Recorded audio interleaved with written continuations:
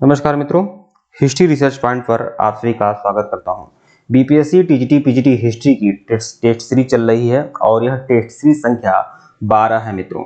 और यह आपका जो सीरीज है यह आपका वैदिक काल से संबंधित है। यह आप लोग देख सकते हैं, वैदिक काल से संबंधित 180 क्वेश्चंस आपके हैं और यह टेस्ट सीरीज संख्या 12 है मित्रों। देखिए 180 क्वेश्चंस हैं और यह कुल 3000 प्लस एमसीक्यू हैं जो आपका बीपीएससी टीजीटी पीजीटी हिस्ट्री के लिए इंपॉर्टेंट है। यह हमारा ऑफिशियल व्हाट्सएप नंबर आप लोग देख सकते हैं। आप 250 रुपये का पेमेंट कर सकते हैं। 250 रुपये का पेमेंट करके स्क्रीनशॉट भेजिएगा, यही व्हाट्सएप नंबर है। फोन पे, पेटीएम, गूगल पे यही नंबर है। पेमेंट करके स्क्रीनशॉट भेजेंगे, आप लोग को यह पीडीएफ मिल जाएगा। 250 रुपये में आपको पीडीएफ मिलेगा। Ancient medieval modern world history का बेस्ट मटेरियल है जो कई सारी पुस्तकों का समग्र अवलोकन करके तैयार किया गया है। इसके अलावा 5500 वन लाइनर सीरीज भी आपको मिलेगी जो इंपॉर्टेंट रहेगी आप लोगों के लिए। तो जो लोग इच्छुक हैं वह लोग संपर्क कर सकते हैं। 12वां टेस्ट मैं करवाने जा रहा हूं, ठीक है, वैदिक काल का। और मित्रों यह बोलना चाहूंगा आप सभी लोगों से कि आप लोग व्हाट्सएप चैनल जरूर ज्वाइन कर लीजिएगा। लिंक डिस्क्रिप्शन में है। व्हाट्सएप पर भी आप लोग को मटेरियल मैं देता रहता हूं जो निःशुल्क है सबके लिए, ठीक है। तो आप लोग उसे जरूर ज्वाइन कर लीजिएगा, लेकिन यह मटेरियल आपका चार्जेबल है, इंपॉर्टेंट है। लेकिन व्हाट्सएप भी आप ज्वाइन कर सकते हैं, वहां पर मटेरियल और करेक्ट इन्फॉर्मेशन मिलते रहते हैं। तो व्हाट्सएप चैनल जरूर ज्वाइन कर लीजिएगा। आइए शुरुआत करते हैं। और यह टेस्ट सीरीज संख्या 12 है मित्रों। सभी प्रश्न बहुत ज्यादा महत्वपूर्ण हैं, इसे इग्नोर बिल्कुल मत करें, परीक्षा होने तक देखते रहें। प्रश्न 236 देखिएगा, प्राचीन भारतीय समाज के प्रसंग में निम्नलिखित में से कौन सा शब्द शेष 3 के वर्ग का नहीं है? तो वंश, कुल और गोत्र तो है, लेकिन कोश आपका अलग है। विकल्प सी जो है आपका सही है। प्रश्न 237, एकलव्य किस गुरु का स्वघोषित शिष्य था? तो द्रोणाचार्य का शिष्य था एकलव्य, ठीक है। विकल्प डी जो है आपका सही है। प्रश्न 238 देखिएगा, मूर्ति पूजा का प्रारंभ माना जाता है। तो मूर्ति पूजा का जो प्रारंभ माना जाता है वह आपका माना जाता है पूर्व आर्य काल से, मतलब आर्यों के आगमन से पहले, मतलब हड़प्पा सभ्यता से, ठीक है। विकल्प बी। प्रश्न 239 देखिएगा, संस्कारों की कुल संख्या कितनी है? संस्कार कितने हैं? तो गौतम धर्मसूत्र में आपका संस्कारों की जानकारी है। संस्कारों की संख्या कितनी है? 16 संस्कार है, ठीक है। 16 संस्कार। गर्भाधान, पुष्पवंश, सीमांतोन्नयन, जात कर्म, नामकरण, निष्कर्मण, अन्नप्राशन, कड़वेदन, विद्यारंभ, केशांत, ऐसे करके बहुत ज्यादा है, ठीक है। तो भूल रहा है मुझे। प्रश्न 240 देखिए, जीविकोपार्जन हेतु वेद वेदांग पढ़ने वाले अध्यापक कहलाता है।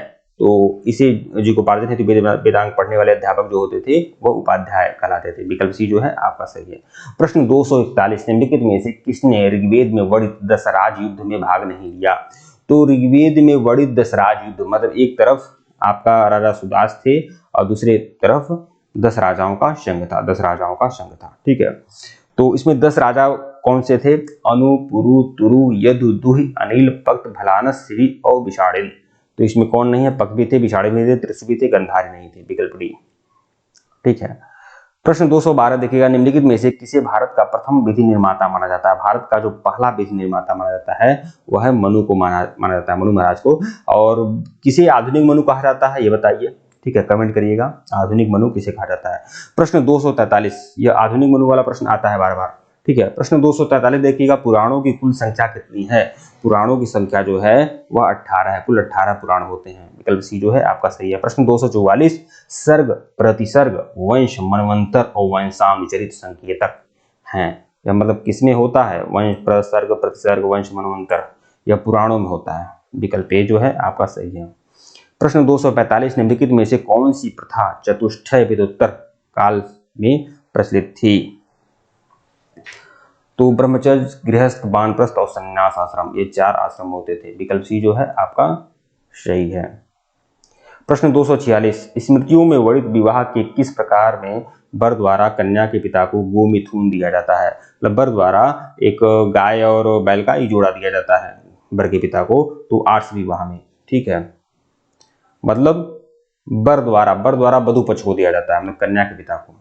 प्रश्न 247, द्विज किसे कहा जाता है? तो द्विज कहा जाता है ब्राह्मण, क्षत्रिय और वैश्य को, तीनों को मिलाकर द्विज कहा जाता है। विकल्प बी जो है आपका सही है। प्रश्न 248, किसको वर्णशंकर समझा जाता था? तो विवाह के लिए वर्ण की सीमाओं का अतिक्रमण, मतलब विवाह के लिए दूसरे वर्ण में विवाह करने से जो संतानें पैदा होती थी उनको वर्ण संकर कहा जाता है। तो विकल्प सी जो है आपका सही है। प्रश्न 249, प्रसिद्ध सूक्ति तत्त्वमसि निम्नलिखित में से किस उपनिषद में है? तत्त्वमसि जो है यह आपका प्रसिद्ध सूक्ति है तत्त्वमसि, यह आपका छांदोग्य उपनिषद में है। विकल्प बी जो है छांदोग्य उपनिषद। प्रश्न 250, चार पुरुषार्थों को सही क्रम चुनिए। तो धर्म अर्थ काम मोक्ष, विकल्प ए जो है आपका सही है, धर्म अर्थ काम मोक्ष। प्रश्न 260, निम्नलिखित में से मनुस्मृति का टीकाकार कौन है? तो मनुस्मृति के जो टीकाकार हैं मेघातिथि, कुल्लूक भट्ट, अपरार्क, ठीक है, तो इसमें मेघातिथि हैं, विकल्प डी। प्रश्न 261 देखिएगा, वेदत्रयी के अंतर्गत शामिल है। वेदत्रयी के अंतर्गत प्रथम तीन वेद मतलब ऋग्वेद, यजुर्वेद और सामवेद, तो ऋग्वेद, यजुर्वेद और सामवेद हैं, ठीक है, विकल्प ए। प्रश्न 262 देखिए, अभी यह सभी इंपॉर्टेंट प्रश्न बता रहा हूं, जितना बता रहा हूं, ठीक है, इसे हल्के में बिल्कुल मत लें। प्रश्न 262, किस विधि में वर द्वारा वधु के पिता को शुल्क देकर विवाह किया जाता था? तो यह होता था असुर विवाह, जिसमें वर द्वारा वधु के पिता को पैसे दिए जाते थे, पैसे देकर विवाह किया जाता था। तो विकल्प बी जो है असुर विवाह, ठीक है। प्रश्न 263, निम्नलिखित में से किसने आर्कटिक क्षेत्र को आर्य भाषा भाषियों के मूल स्थान होने के सिद्धांत का प्रतिपादन किया? आर्कटिक क्षेत्र मतलब उत्तरी ध्रुव को आर्य का मूल निवास स्थान किसने माना है? तो बाल गंगाधर तिलक ने माना है। विकल्प सी जो है आपका सही है। प्रश्न 264, कौशेय शब्द का प्रयोग किया जाता है? तो कौशेय शब्द का प्रयोग किया जाता है रेशम के लिए, रेशम को कौशेय कहा जाता था। विकल्प सी जो है आपका सही है। प्रश्न 265 देखिएगा, गाय किस काल में महत्वपूर्ण स्वरूप धन थी? गाय किस काल में महत्वपूर्ण धन थी? ऋग्वैदिक काल में। विकल्प बी जो है आपका सही है। प्रश्न 266, भारतीय उपमहाद्वीप में लोहे का सर्वप्रथम साहित्यिक संदर्भ किसमें मिलता है? लोहे का प्राचीन साक्ष्य मिलता है यजुर्वेद में, यजुर्वेद में। विकल्प सी जो है यजुर्वेद में, यजुर्वेद में लोहे का साक्ष्य मिलता है। विकल्प सी। प्रश्न 267 देखिएगा, भारतीय प्रतीक पर उत्कड़ सत्यमेव जयते लिया गया है? सत्यमेव जयते लिया गया है मुंडकोपनिषद से। विकल्प सी जो है सही है, सत्यमेव जयते मुंडकोपनिषद से लिया गया है। प्रसिद्ध दशराज युद्ध का वर्णन किस नदी के तट पर लड़ा गया? तो दशराज युद्ध का जो हुआ था, मतलब एक तरफ 10 राजाओं का संघ था, एक तरफ राजा सुदास अकेले थे। तो यह जो प्रसिद्ध दशराज युद्ध हुआ है ना, यह रावी नदी के तट पर हुआ है। रावी नदी के तट पर मतलब पुरुषोड़ी नदी के तट पर हुआ है। दशराज युद्ध का वर्णन किसमें है? तो दशराज युद्ध का वर्णन ऋग्वेद के 7वें मंडल में है, ठीक है। प्रश्न 269 देखिएगा, किस वैदिक ग्रंथ में वर्ण शब्द का सर्वप्रथम नामोल्लेख है? वर्ण शब्द का उल्लेख किसमें है? तो ऋग्वेद में वर्ण शब्द का उल्लेख है। ऋग्वेद के पुरुष सूक्त, ऋग्वेद के 10वें मंडल के पुरुष सूक्त में 4 वर्णों का उल्लेख है। प्रश्न 270, क्लासिक संस्कृत में आर्य शब्द का अर्थ क्या है? आर्य शब्द का अर्थ है एक उत्तम व्यक्ति या श्रेष्ठ व्यक्ति। प्रश्न 271, भारोपी भाषा परिवार की प्राचीनतम भाषा क्या है? भारोपी भाषा परिवार की प्राचीनतम भाषा क्या है? तो वो है, यहाँ पर ग्रीक दिया है, लेकिन ग्रीक नहीं होना चाहिए, संस्कृत होना चाहिए। विकल्प डी, ठीक है। प्रश्न 272 देखिएगा, ऋग्वेद है, ऋग्वेद क्या है? तो ऋग्वेद जो है स्रोतों का संकलन यानी सूक्तों का संकलन है। विकल्प बी जो है सही है आपका। प्रश्न 273, निम्नलिखित में से कौन उपनिषदों में उल्लेखित पांचाल का दार्शनिक नरेश था? पांचाल के नरेश कौन थे? प्रवाह जाबाली। विकल्प डी। प्रश्न 274, वैदिक काल में अस्पृश्यता का आधार क्या है? वैदिक काल में जो अस्पृश्यता का आधार क्या है? तो व्यवसाय, मतलब वैदिक काल में व्यवसाय के आधार पर लोग विभक्त थे। विकल्प ए जो है सही है आपका।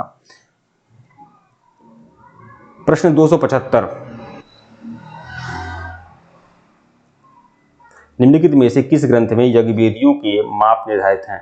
यज्ञवेदियों का जो मापन किया जाता था कि यज्ञवेदी कितना लंबा चौड़ा आदि बना, यह शूल सूत्र में है, ठीक है। विकल्प बी।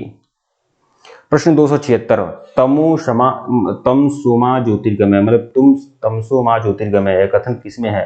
तो यह कथन जो है उपनिषद में है, उपनिषद में है। विकल्प बी। प्रश्न 277, भारतीय संस्कृत के अंतर्गत ऋत का अर्थ क्या है? ऋत का अर्थ है प्राकृतिक नियम। विकल्प बी। प्रश्न 278,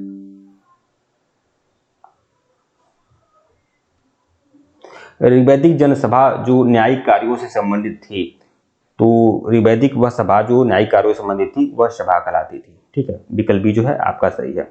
भारतीय संस्कृति प्रश्न 277 भारतीय संस्कृत के अंतर्गत ऋत का अर्थ क्या है? ऋत का अर्थ है प्राकृतिक नियम। विकल्प बी जो है सही है आपका। प्रश्न 278 ऋग्वैदिक जनसभा जो न्यायिक कार्यों से संबंधित थी वह सभा कहलाती थी।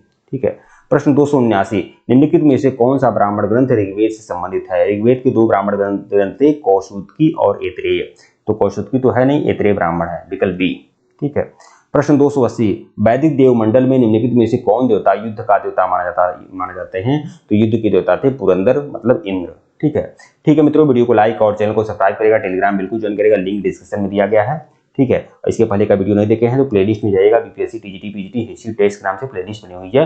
व्हाट्सअप चैनल जरूर ज्वाइन कर लीजिएगा, लिंक डिस्क्रिप्शन में दिया गया है, क्योंकि व्हाट्सअप पर बहुत सारी इन्फॉर्मेशन मिलते रहते हैं। ठीक है, तो व्हाट्सअप चैनल जरूर ज्वाइन कर लीजिएगा।